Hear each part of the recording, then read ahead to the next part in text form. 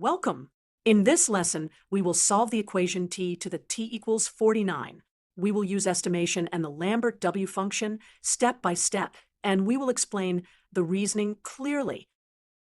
Step 1 is to understand the equation.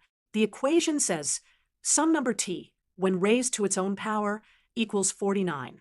Let's test a few values to see where t might be. We see that 2 to the 2 is too small, 3 to the 3 is still too small, but 4 to the 4 is far too big.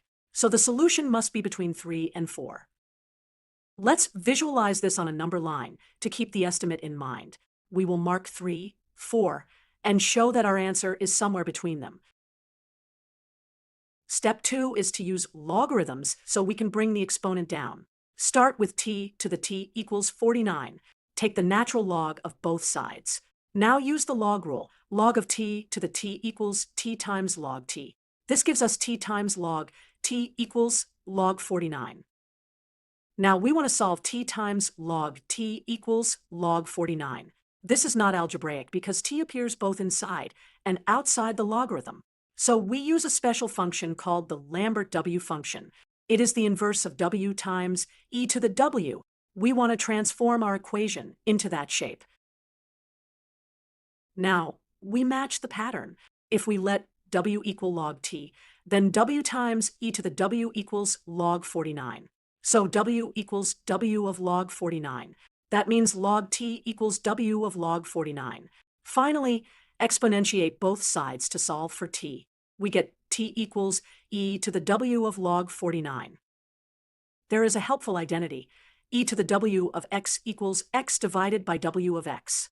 So we can also write t equals log 49 divided by w of log 49. This is an equivalent exact form. Now we will approximate the value.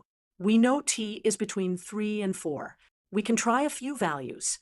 Let's test 3.2, 3.3, and 3.28.